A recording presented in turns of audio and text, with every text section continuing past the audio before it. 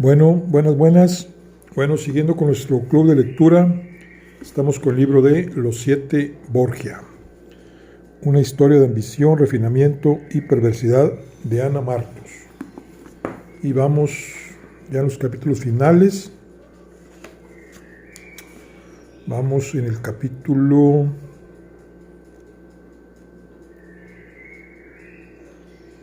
8. ¿Ok? Vamos a... Bueno, aquí hay un grabado. Este grabado dice que es Simón el Mago. Simón el Mago pretendió comprar a los apóstoles el poder místico que Cristo les concedió. Desde entonces se llama simonía al pecado de adquirir bienes o poderes religiosos mediante el dinero o las transacciones materiales. Bueno, vamos a ver ahora el apartado de capítulo 8, estamos la letera. Dice, de entre los numerosos enemigos de la familia Borgia, hay tres que destacan especialmente: Juliano de la Rovere, Juan Galeazzo Sforza y Silvio Savelli. Los tres tuvieron, por cierto, buenas razones para ser sus enemigos. Juliano de la Rovere, porque perdió el trono de San Pedro, que le ganó por la mano Rodrigo de Borgia, a pesar del colchón económico que para él preparó Carlos VIII. Recordemos sus esfuerzos por arrancar de la tiara que le costaron a Italia la invasión francesa. Juan Galeazzo Sforza tuvo razones sobradas para enemistarse con los Borgia por la humillación que sufrió durante el proceso de anulación de su matrimonio con Lucrecia. En cuanto a Silvio Savelli, fue víctima de César Borgia, desposeído de su señorío y exiliado de Roma tras su levantamiento contra el Papa. En paralelo a la historia de la familia Borgia, una historia que muchos autores han tratado de recuperar, separando lo fantástico de lo real, indagando en los motivos, en las posibilidades y en las fuentes, se generó su leyenda negra, una primera historia que hablaba de corrupción en la iglesia, después una segunda historia que narraba actos viciosos, especialmente de carácter sexual, y finalmente una tercera historia de crímenes y de veneno. Todas estas historias parece que se originaron en vida del Papa Borgia, puesto que ya hemos dicho que él solía reír cuando leía o escuchaba algunas de las cosas extremas que se decían de él, pues en primer lugar señalaba que nadie en su sano juicio podría creer semejantes cosas, y en segundo lugar opinaba que Roma era un estado libre y que los ciudadanos tenían derecho a expresar sus ideas sin censuras ni cortapisas. La página de la corrupción se la debemos particularmente a Juliano de la Rovere, el que después fue Julio II. Él fue quien lanzó toda la propaganda antiborgiana para conseguir que Carlos VIII, tras invadir Italia, depusiese a Alejandro VI y le entregara a él la tiara. Con todo su ensañamiento, de la Rovere no habló de incestos, de asesinatos, ni de fornicación ni de veneno. Solamente habló de simonía, y ya vimos que de poco le sirvió, como tampoco le había servido en aquel caso su propio intento de simonía para lograr la tiara. Lo logró años después, como vimos.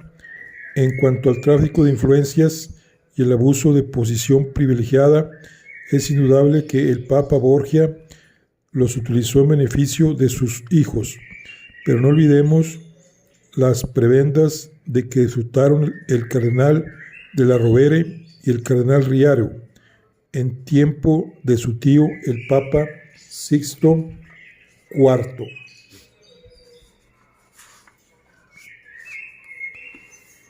Algunos autores, como el mismo Maquiavelo, diferencian la actuación del Papa Borgia, cuya lucha se centró en conseguir bienes para los suyos, y la de Julio II, cuya lucha tuvo como objetivo engrandecer la Iglesia.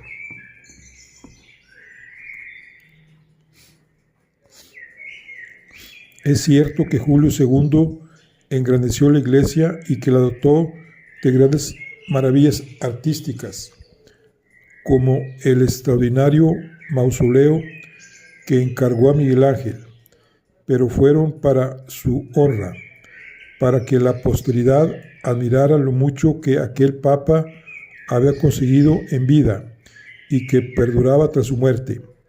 Esa y no otra es la función de un mausoleo, sobre todo si es tan grandioso como el suyo.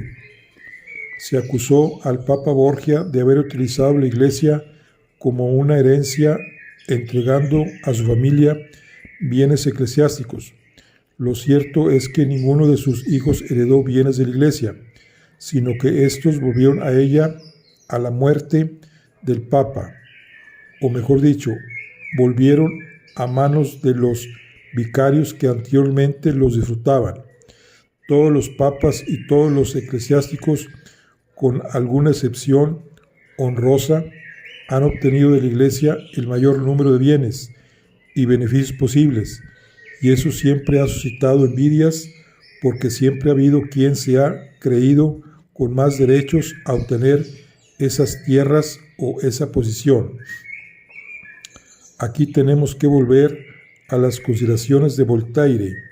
Es realmente digno que un sacerdote que se dice vicario de Cristo en la tierra disfrute de tales prebendas, beneficios y riquezas. Esa es la primera pregunta, cuya respuesta es obvia. Si echamos un vistazo a los evangelios, no tenemos más remedio que responder que no. Si miramos con detenimiento la historia de la Iglesia, vemos que la situación de privilegio y poder se inició y se mantuvo mediante pactos, no mediante donaciones. Constantino el Grande es cierto que cedió a la Iglesia numerosos bienes, aquellos que según Eusebio de Cesarea suscitaron la aparición de la envidia, pero no fue un regalo, sino una transacción. Es decir, Constantino no regaló al Papa Silvestre y a la Iglesia todos los territorios, iglesias, palacios, dinero y bienes gratuitamente, sino a cambio de algo muy importante para él, a cambio de constituirse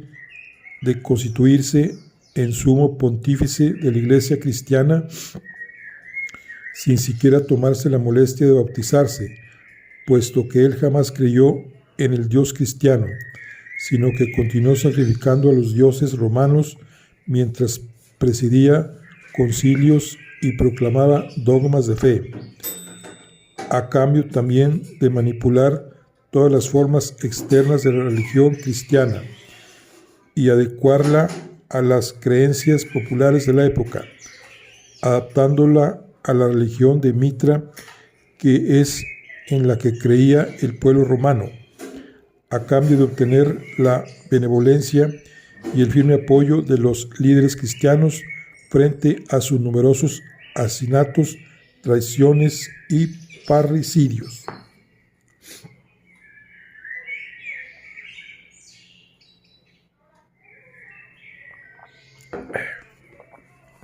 Continuamos.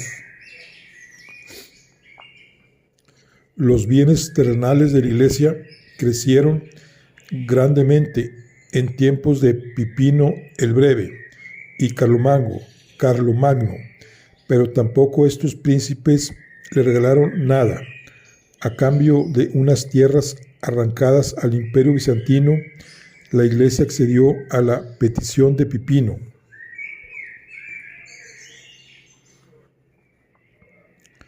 De coronarse rey de los francos tras usurpar el trono al último rey Merovingio, y también accedió a coronar emperador a su hijo Carlomagno, y a sacralizar la nueva estirpe carolingia, convirtiéndolos de usurpadores en reyes.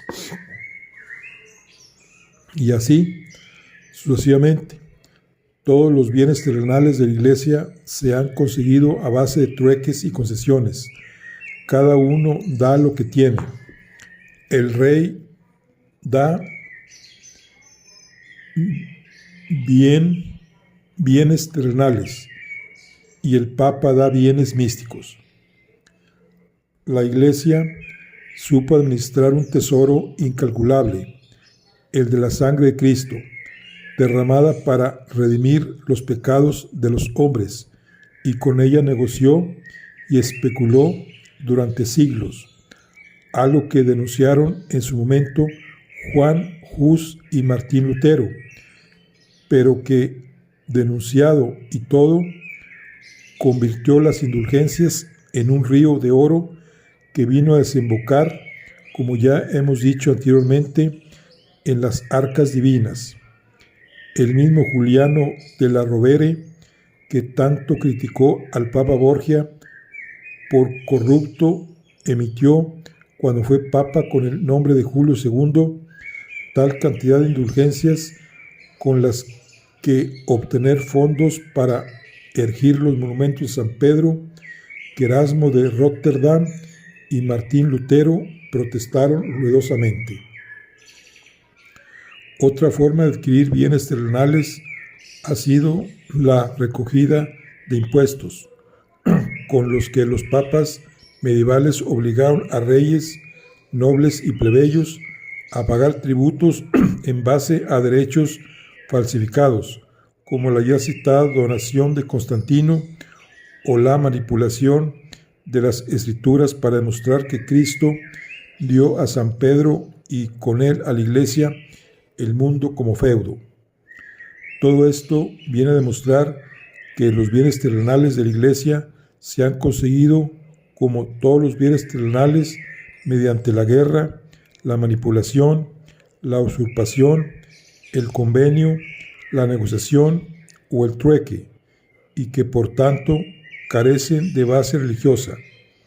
Y por ello, como todos los bienes terrenales, han tenido un día un dueño y otro día otro dueño diferente, igual que la Iglesia los ha conseguido guerreando, negociando. Otros pueden muy bien arrebatárselos guerreando o negociando. Y eso es lo que hicieron el Papa Borgia y especialmente su hijo César, arrancando bienes a quienes anteriormente los habían usurpado a otros, los vicarios.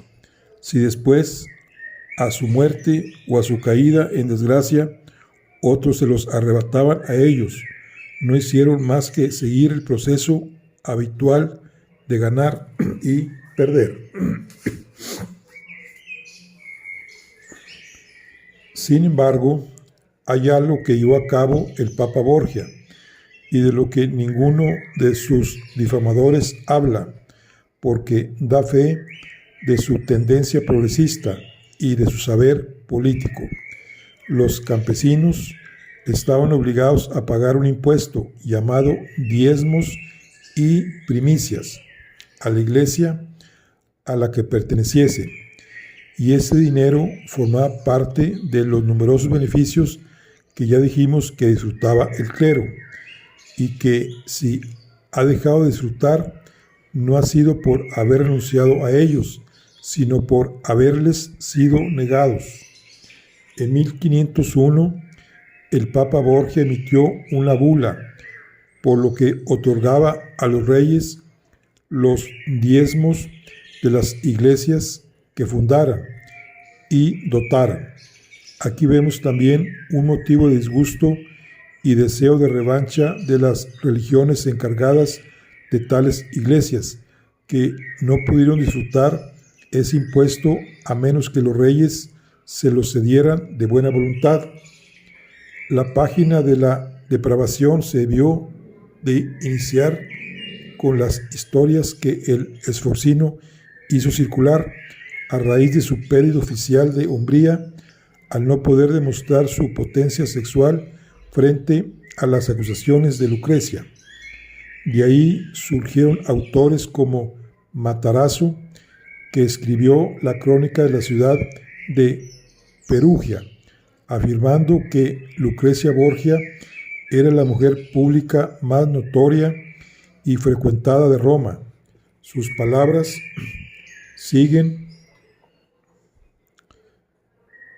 fielmente las palabras de Soforcino, porque incluso admite la famosa teoría del incesto de los Borgia, y ya dijimos anteriormente que sin incesto no había escándalo. No era fácil llamar la atención y escandalizar a aquella sociedad que tenía la manga más ancha vista hasta entonces. Una historia que se precisase de escandalosa tenía imprescindiblemente que hablar de incesto en las mujeres y de homosexualidad en los hombres. Ya en 1497 se extendieron algunos rumores que hablaban del incesto entre Lucrecia y su hermano César. El embajador de Ferrara, Beltrando Contantivilli, contó en una carta las sospechas que le había transmitido Juan Galeazzo Sforza. La historia del infante romano cobró matices de folletín truculento al suponerle hijo de Lucrecia Borgia y el camarero del Papa Peroto. Esos amores, ya de por sí reprobables entre la señora y el sirviente, fueron descubiertos por César Borgia, quien, muerto de celos, persiguió al camarero por el Vaticano. Perote se refugió junto al Papa, pero César, ciego de furor homicida, le apuñaló con saña, atravesando con su daga la sagrada capa del pontífice, tras la que se ocultaba el aterrado camarero. Poco después, el cadáver del atrevido sirviente apareció en el Tíber, atado al de una doncella de Dona Lucrecia. Un crimen, pues, pasional, mancillado con la execrable inspiración del incesto. Otra historia surgida del incesto es el crimen pasional de Alfonso de Bisceglie, a quien César Borgia asesinó porque no podía soportar que su hermana le amase. Es más que posible, como ya dijimos, que César ordenase el asesinato de su cuñado, pero fue un asesinato político, no un crimen pasional. Y ya puesto a novelas el incesto, no faltaron autores que aseguraron que el Sforcino tuvo que huir de Roma porque el Papa Borgia no soportaba compartir con él a su hija, con la que había tenido ya un hijo, el infante Romano, y César entraba en el trío incestuoso porque su padre era incapaz de negarle nada. Las leyendas de depravación que surgieron en torno a la familia Borgia son innumerables, y a cual más exagerada. Hermann Röntgen tuvo ocasión de observar que cuanto más tiempo pasaba, más historias y leyendas surgían, pero parece ser que esas historias de vida licenciosa surgieron en dos lugares geográficos: la corte del rey de Nápoles y la corte de Urbino. Hemos visto tiempo atrás al rey Ferrante de Nápoles, temeroso de que la alianza de Alejandro VI con Milán, que apoyaba a los franceses, pudiera suponer una amenaza para él. Recordemos lo bien que este rey supo utilizar en su momento el arma de la calumnia, escribiendo un largo e inoportuno memorial a Fernando el Católico. También le hemos visto cambiar de tercio cuando consiguió casar a su nieta Sancha con Jofre Borgia. Jofré Borgia. La mayor parte de las historias de índole sexual que narran los incestos y crímenes pasionales de los Borgia procedieron en su día de la corte de Nápoles y debieron de formar parte de las historias pícaras y de las chistes picantes de la época. Cuentan cuentos, textos satíricos y epigramas que se contaban en la corte para divertir a la gente, como las que contaron en su día Petronio en el Santricón, Boccaccio en el Decamerón o Godofredo de Chaucer en los cuentos de Canterbury. En Roma todavía se siguen escribiendo poemas satíricos en el Paquino, cerca de la plaza de Navona, donde circularon las historias picantes de los Borgia, antes de que la Inquisición prohibiese los libros infamantes sobre los Borgia. Ya estaban no solamente en la literatura, sino en el teatro. Y ahí siguen. La primera obra de teatro que se benefició de las historias de depravación de los Borgia se estrenó al año siguiente de morir Alejandro VI, en 1504, y en la corte de Urbino, probablemente auspiciada por Guidobaldo de Montefeltro, o al menos por personajes de su entorno. La segunda obra se estrenó poco después, celebrando la caída de los Borgia y el glorioso retorno del duque al poder. Aquí tenemos a un grabado que dice: la calumnia, la envidia y la maledicencia. Así representó Botticelli la calumnia, la envidia y la maledicencia, tres vicios muy humanos que configuraron la leyenda negra de la familia Borgia. En el caso de Lucrecia, a ellos se podrán añadir el machismo y el desprecio al sexo femenino. Bueno, seguimos. Dice: es indudable que todos los príncipes de la Romaña tenían motivos suficientes para odiar a los Borgia, que los habían despojado, exiliado y en muchas ocasiones excomulgado. Los Colonna y los Sevilli publicaron algunos libelos hablando de los crímenes de los Borgia, redactados por un escritor napolitano, Jerónimo Mansione.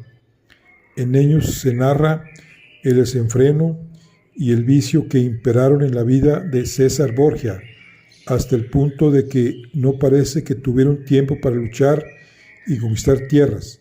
Parece cierto que César Borgia pasó el invierno de 1500 a 1501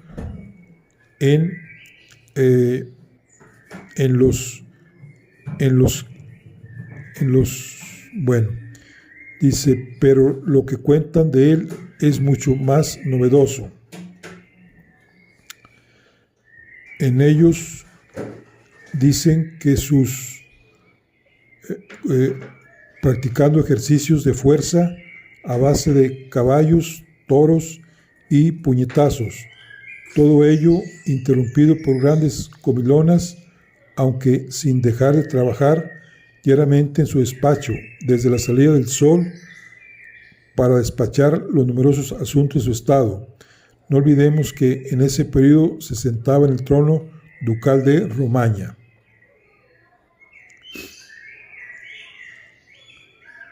Pero lo que cuentan de él es mucho más novelesco. El 15 de noviembre de 1501 se puso en circulación una carta que será desde entonces conocida como la Letera Antiborgiana, fechada en Tarento y dirigida a Silvio Savelli, exiliado de Roma en aquellos días.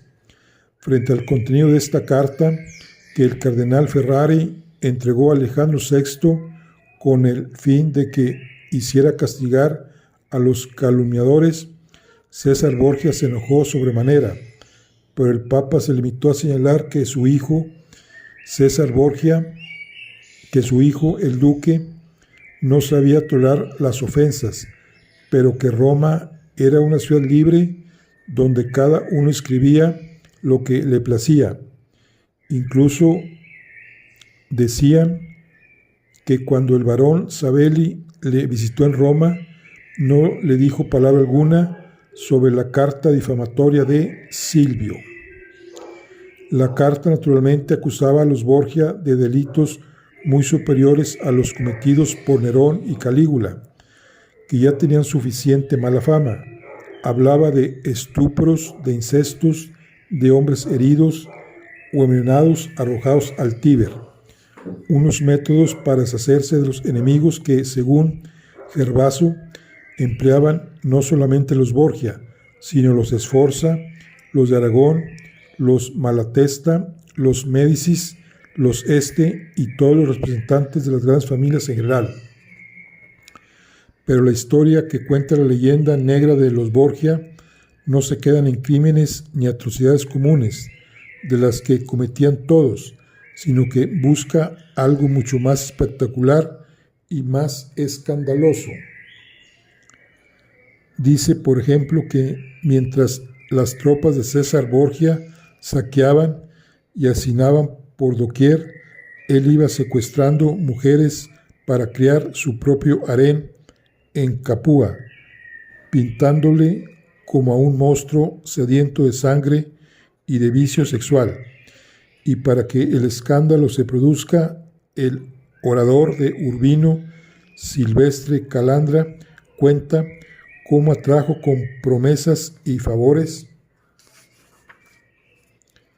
al hermoso Astor Manfredi, echándole a perder villanamente hasta que entregó la ciudad y se unió a las tropas de Valentinois, quien gozó de él sexualmente hasta que, hastiado, se deshizo de él de la forma más brutal y despiadada, asesinándole y arrojándolo su cadáver al río.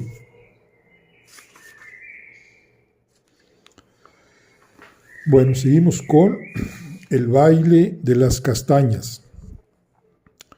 Una de las historias difamatorias más ingenuas y divertidas que se contaron sobre los Borgia procede asimismo de la famosa Letera y narra lo siguiente. Con motivo de la celebración de la boda de Lucrecia con Alfonso de Este, la familia Borgia organizó una orgía tan espectacular como increíble, consistente en desparramar varios canastos de castañas por el suelo que un grupo de 50 cortesanas, desnudas naturalmente, debía recoger de una en una. El movimiento se recogía de recogida de las castañas pondría a las mujeres en una posición muy apropiada para poder acercarse a ellas y penetrarlas a una después de la otra. Todo ello tamizado por la suave luz de las velas y con un final de concurso que ganaría aquel que consiguiera penetrar a más mujeres. El premio consistía, según dicen, en vestidos, zapatos y objetos de adorno de gran valor. Otros, tratando de rizar el rizo, cuentan que la orgía de las castañas no se celebró con motivo de los esponsales de Lucrecia, sino para celebrar el Día de Todos los Santos, lo cual añade una nota sacrilega al festín. Junto con esto se habla de riadas de rameras que confluyen en el Vaticano para tratar de dar satisfacción a los insaciables apetitos de los Borgia.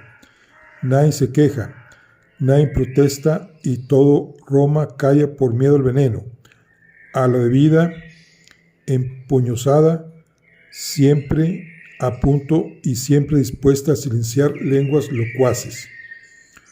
Otros cuentan cómo disfrutaba el Papa y su hija contemplando a los caballos y yeguas que se apareaban bajo sus ventanas.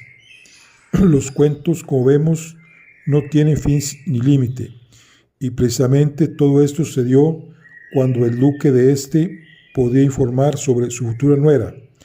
Es obvio que no creyeron en absoluto lo que se contaba, puesto que Hércules de éste se divirtió sobremanera con los epigramas e historias cortesanas, pero no dudó en emparentar con aquella familia tan escandalosa. No es de extrañar que se divirtiera y no las creyera. Ya dijimos que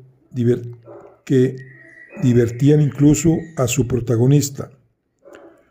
Burchard, uno de sus mayores enemigos y difamadores, no dejó de comentar que el Papa Borgia era muy popular entre la gente, que siempre era bien recibido donde se presentase, y que tanto el pueblo como él se reían de los cuentos picantes que surgían a su costa, pero sin prestarle la menor atención.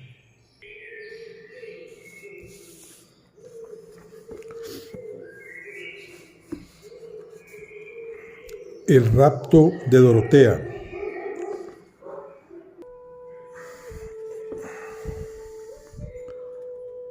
Otro de los temas que más se ha comentado y han contribuido a llenar páginas y páginas de historias de sangre y desenfreno es el rapto de Dorotea, prometida de condottiero, Juan Bautista Caracciolo. Según unos, el autor del rapto fue César Borgia. Según otros autores, como Blasco Ibáñez o María Bellonsi, el autor fue el capitán Diego Ramírez. Veamos lo que se sabe que sucedió. En 1501, César Borgia fue a Urbino para disfrutar de las fiestas de carnaval, a las que era muy aficionado, pero no fue invitado expresamente, sino más bien se toleró su presencia. Recordemos que en esa fecha el Valentinois no se había apoderado todavía del ducado de Urbino. Fuera en calidad de invitado o de intruso, el caso es que César Borgia se divirtió con los pasatiempos a que era tan aficionado los intelectuales.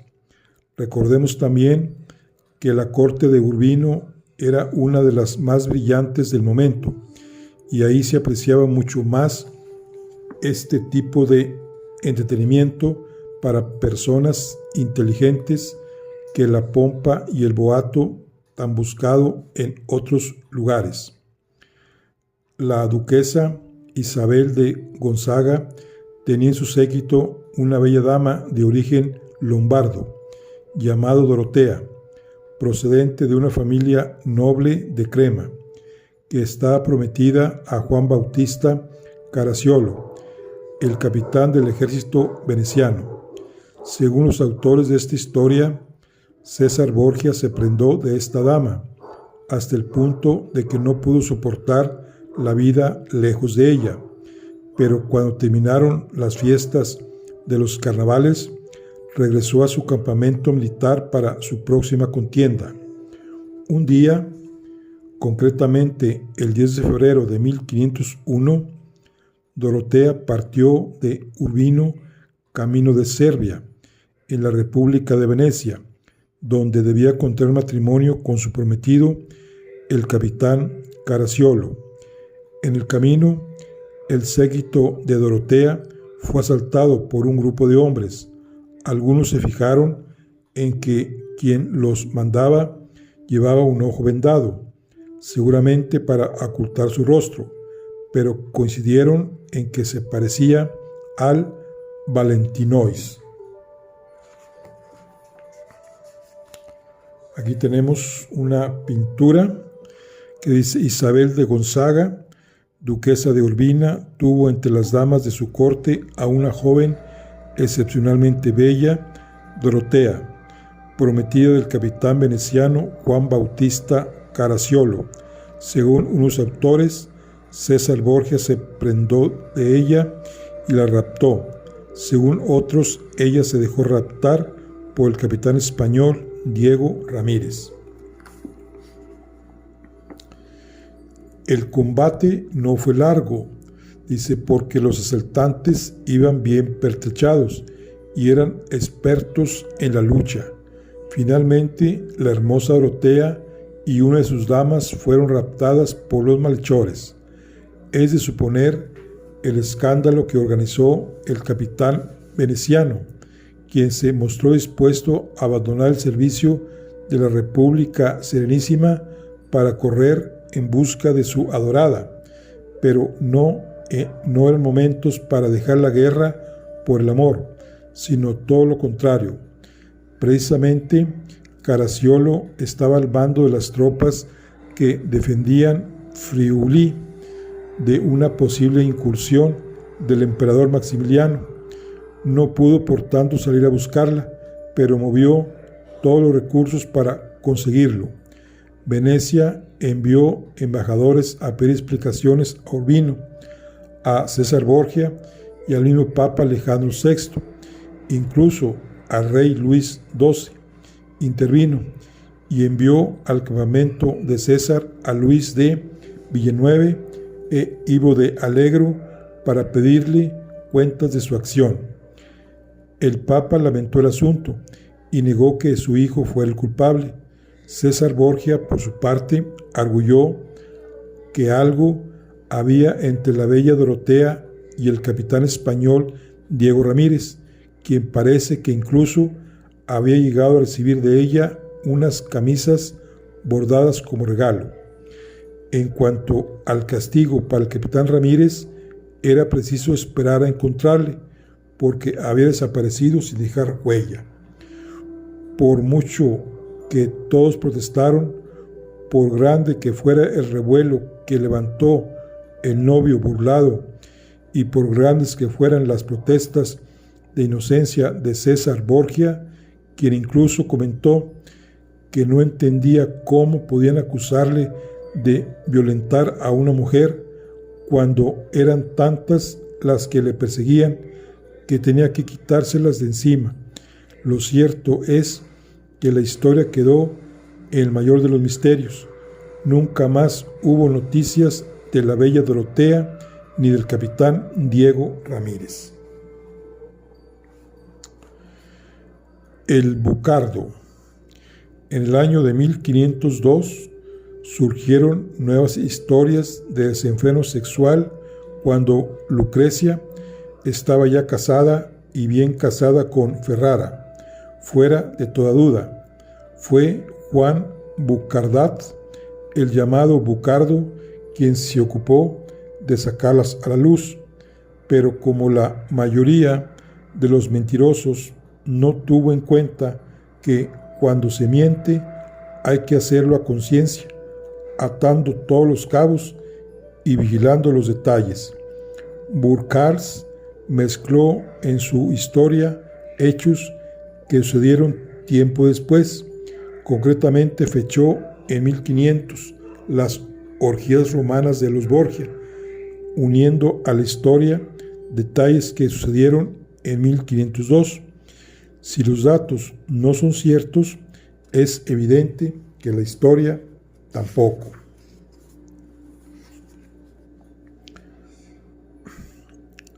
Bucardat, de quien ya dijimos que era maestro de ceremonias en la corte papal, fue espectador de algunas de las acciones del Papa, aunque siempre con distancia, porque su puesto de trabajo no le permitía grandes familiaridades. Escribió un diario en latín, en el que recogió cuanto vio, cuanto escuchó, cuanto entendió y cuanto se le ocurrió. Este diario permaneció inédito hasta el siglo XVIII, en que lo encontraron los protestantes, que aprovecharon el contenido para difamar en lo posible a la Iglesia Católica, en la persona del Papa Borgia, sobre todo porque la letra del autor del diario parece que era prácticamente ininteligible, lo cual sirvió para interpretar los pasajes incomprensibles de la forma que más pudiera perjudicar la fama de los católicos. ¿Qué más querían los protestantes que encontrar una historia con infamias cometidas por un papa católico. Sin embargo, a la luz de nuestro tiempo podemos comprobar que las historias escritas por Burkhardad se basan únicamente en fantasías e interpretaciones mágicas a las que tan dados eran en el Renacimiento.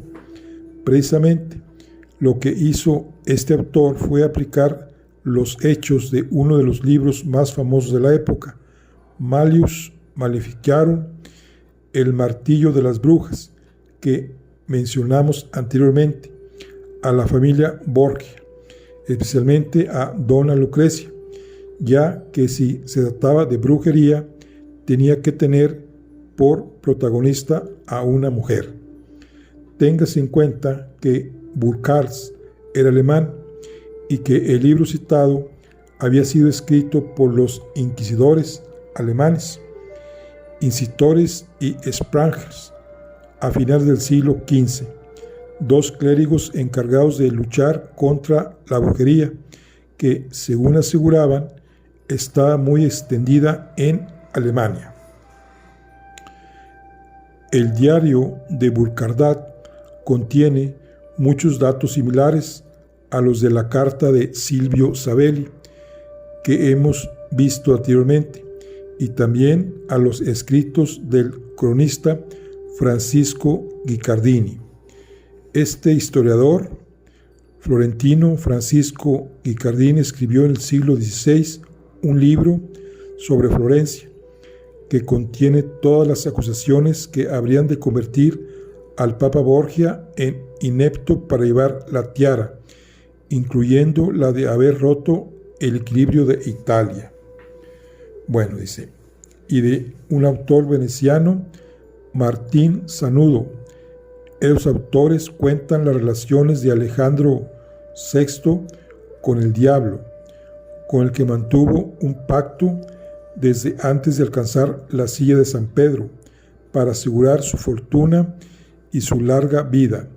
Recordemos el rayo que cayó sobre el Vaticano y que derrumbó la techumbre sobre el trono papal. Lógicamente, su pacto con Satanás le liberó de la muerte, pues ya vimos que resultó ileso, a pesar de que el rayo era un aviso divino para su vida de maldades.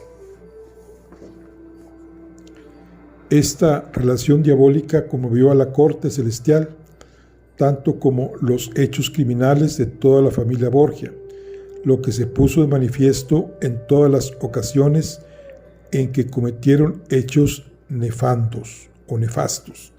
Así, cuando Juan Borgia fue asesinado, el diablo se presentó en el Vaticano con su séquito, todos provistos de antorchas y haciendo un ruido espantoso. Después, para celebrar el crimen, organizaron una procesión por el aire que espantó a los buenos cristianos. El embajador veneciano afirmó con rotundidad que el fantasma ensangrentado de Juan Borgia merodeaba cada noche en el castillo de San Angelo.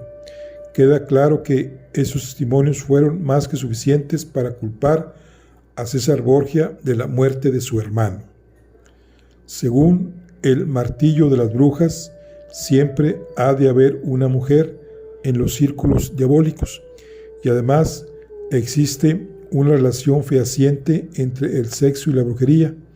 Por tanto, en los períodos en los que Donna Lucrecia quedó encargada de los asuntos vaticanos en ausencia de su padre, su actitud fue, según Burkhardad, la de una mujer diabólica dominada por el ansia de poder y sumida en vibraciones infernales que interrumpía las ceremonias religiosas con su risa sacrilega y lasciva.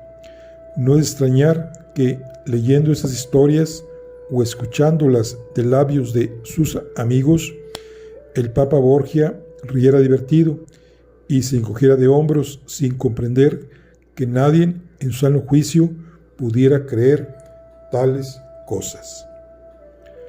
La muerte de Alejandro VI tuvo, como era esperar, su narración macabra y oscurantista que merece la pena resumir. El Papa Borgia y su hijo César, envenenadores sistemáticos, habían sido invitados a una fiesta, probablemente orgiástica, a la que iría el cardenal Adrián di Corneto, su próxima víctima. Pero he aquí que ambos se confundieron y bebieron el veneno que iba destinado al cardenal. Sin embargo, previniendo su posible envenenamiento, porque ya se sabe que cree el ladrón que todos son de su condición, Alejandro VI llevaba siempre consigo hostias consagradas que repelieran el mal.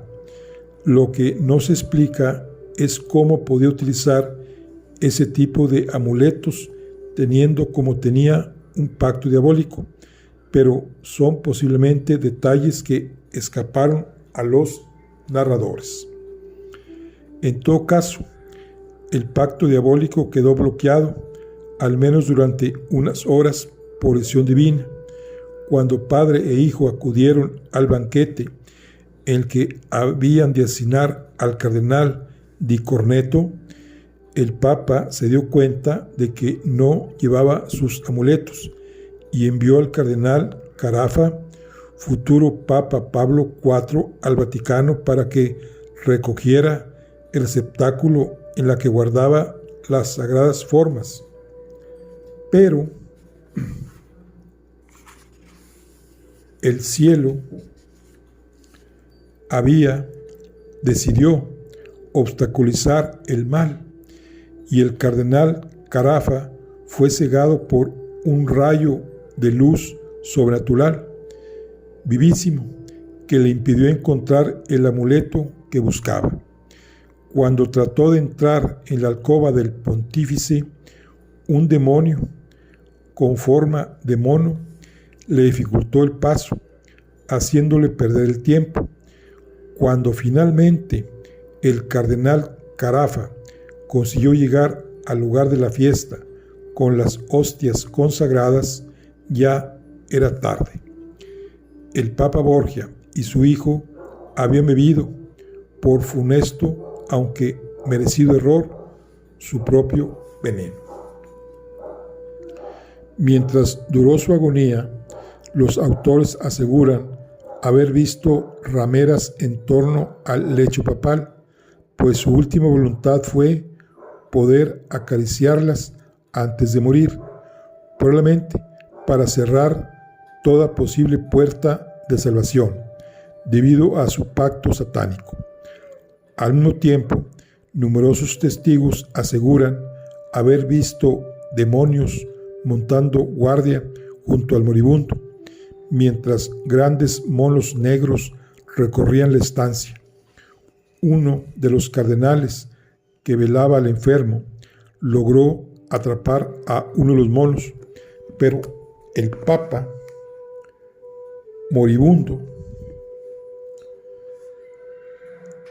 como estaba, aún tuvo fuerzas para ordenarle soltar al monstruo oso animal.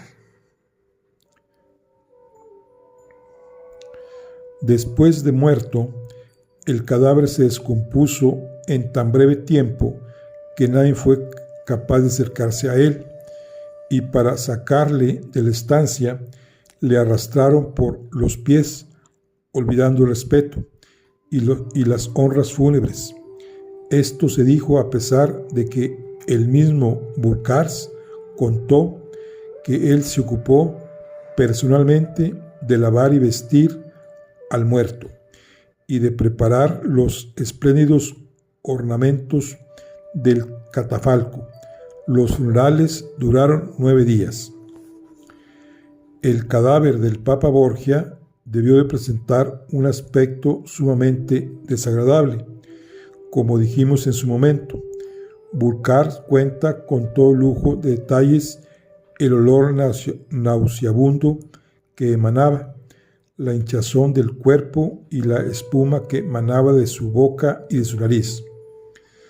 Todo lo contrario a la muerte de un santo, que ya sabemos que fallecen en olor de santidad, es decir, emanando dulces aromas, aunque también sabemos que los dulces aromas proceden de las sustancias del embalsamiento.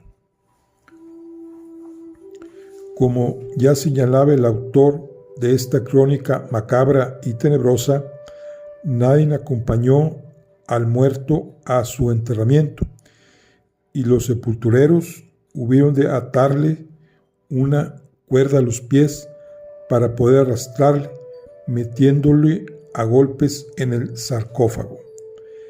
Esa noche, como no podía esperarse menos, la Basílica del Vaticano se vio invadida por numerosos perros negros y gigantescos que aullaron estrepitosamente, asustando a las monjas del claustro de una de las capillas de la basílica, las cuales huyeron despavoridas. El mismo duque de Mantua, Francisco de Gonzaga, el cuñado de Lucrecia, contó por carta a su hermana Isabel lo que tuvo en su séquito a la bella Dorotea, todos los hechos demoníacos que acaecieron a la muerte del Papa Borgia.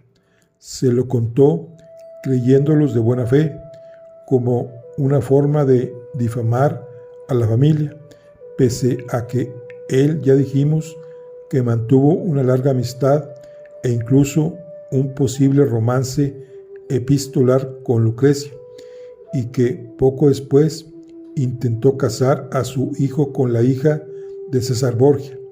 Claro que este intento fue antes de que el Valentinois cayera en desgracia. Interesante. Sigue. Vamos a ver aquí. Dice, bueno, es lo que pasó a la muerte del Papa. Savonarola. Dice, cuando dos personajes de la historia se enfrentan y personifican hechos opuestos y excluyentes, no hay más remedio que descantarse por el uno o por otro, a menos que uno sea capaz de mantenerse neutral. El caso de Savonarola es similar al de la familia Borgia. Fue un santo para unos, un enfermo mental para otros y un canalla para otros. Si uno cree que fue un santo, es evidente que el Papa Borgia, al que se enfrentó tan abiertamente, tuvo que ser un sinvergüenza. Si uno opina que fue un delirante, entonces el Papa Borgia pudo no ser un canalla, o al menos no ser el canalla que él denunció. Menéndez Pelayo afirmó que Savonarola fue un hombre de fervorosa elocuencia, de frenético entusiasmo y de buenos propósitos. César Balbo aseguró que los verdaderos santos no se sirven del templo para asuntos humanos y que los verdaderos herejes no mueren en el seno de la iglesia, como murió Savonarola. Queda claro que para los enemigos de la familia Borgia, o al menos del Papa Borgia, Savonarola fue un santo y un mártir que predicó contra la corrupción eclesiástica. Precisamente fue Lucas Bettini, prior de San Marcos en Florencia, quien, con ánimo de poner de relieve la bondad de Savonarola y la maldad de su oponente, el Papa Borgia, propagó una historia que le contó un mendigo romano, quien aseguraba haber visto desde un rincón de la iglesia de Santa María la Mayor al cardenal Borgia, antes de ser papa, pactando con dos demonios para conseguir la tiara. Fue ese testigo, afirmaba, que Rodrigo Borgia vendió al diablo su alma frente al altar mayor a cambio de ser papa durante 12 años. Aquí tenemos una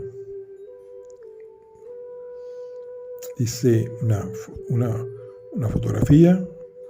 Dice: la celda de Savonarola en el convento de San Marcos. Savonarola es también un personaje controvertido como el Papa Borgia. Para unos fue un santo y un mártir, para otros un delirante y para otros un traidor. A Italia, que por perjudicar a su enemigo colaboró con la invasión francesa. Bueno. Dice: algo parecido, aunque con menos controversia, ofrece el enfrentamiento de dos figuras de la época, Fernando el Católico y César Borgia, quienes sostienen que Maquiavelo escribió su obra El Príncipe pensando en Fernando el Católico. Ha de sostener que algo hizo mal César Borgia para ganarse su enemistad. Sin embargo, no hay más que leer el libro para comprobar de quién habla el autor, y en todo caso, si las acciones de ambos se confunden, es porque ambos personajes actuaron de manera similar, manteniendo principios morales similares a la hora de gobernar, pero Fernando el Católico no tiene leyenda negra. Y aquí hay leyendas negras. Que estas leyendas negras, bueno, ya para concluir, vamos a terminar. Dice: las leyendas negras. Dice: las leyendas negras se crean para servir a una finalidad. Muchas veces esa finalidad es elevar la fama de un personaje o justificar sus actos, para lo cual no hay más remedio que denigrar al oponente u oponentes. Las películas americanas de los años 50, 60 nos enseñaron a ver a los indios de Norteamérica como a salvajes sanguinarios, cuyo exterminio fue un bien para el mundo civilizado. Unos años después, los mismos historiadores norteamericanos como Asimov nos hicieron ver que aquella matanza de indios no tuvieron más justificación que la de ocupar su tierra sin dejar testigos ni obstáculos. Con ello desapareció la leyenda negra de los indios de Norteamérica. Los Borgia no son los únicos sobre los que pesa una leyenda negra. Recordemos al duque de Alba, cuyo nombre sirve todavía en algunos lugares de los Países Bajos para asustar a los niños que se portan mal. Recordemos a Gilles de Rais, el mariscal de Francia, que luchó junto a Juana de Arco y cuyo nombre fue vilipendiado hasta el punto de que se contaron de él espantosas orgías de sangre y desenfreno sexual.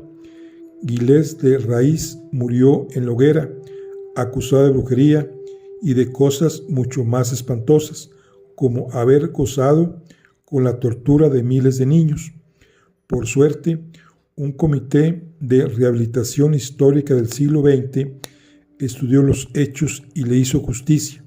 Sin embargo, su nombre sigue asociado a Barba Azul, al crimen, al vampirismo y a las casas del horror. Recordemos también la cantidad de novelas pornográficas, góticas, negras y de mal gusto que se han escrito a costa de supuestas acciones abominables del emperador Tiberio o de la emperatriz Popea. Y es que, en su caso, como el de los Borgia, la literatura se alía con el oscurantismo para sacar mayor provecho. La historia de secuestros, torturas, violaciones y asesinatos de niños que se imputó a Gilles de Rais vendió muchos más libros que una historia que se hubiera limitado a narrar sus batallas junto a la heroína de Orleans. También se puede hablar de fenómenos contrario a la demonización, que consiste en legitimar los actos de personajes históricos o socialmente reprobables. En el siglo II, por ejemplo, surgió una secta tan decantadamente antijudía que no solamente justificaron a los reprobos del Dios de los judíos, sino que llegaron a venerar y rendir culto a Caín, precisamente por haber sido reprobado por Jehová.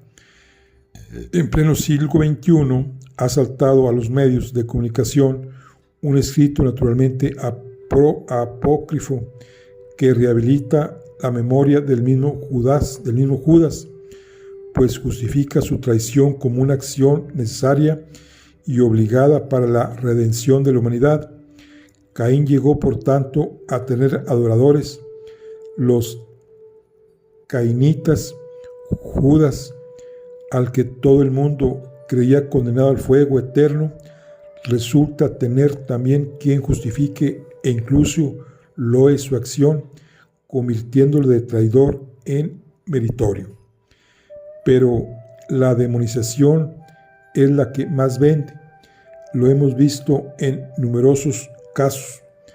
También se ha demonizado a otros personajes como Hernán Cortés en México, Pizarro en Perú, Juana la Beltraneja en Castilla y el mismo Herodes el Grande, a quien el Evangelio de San Mateo imputa la matanza de los inocentes, cuando este hecho no se ha podido comprobar históricamente, pero hacía falta un hecho que obligara a la Sagrada Familia a huir a Egipto para cumplir la profecía: de Egipto llamé a mi hijo.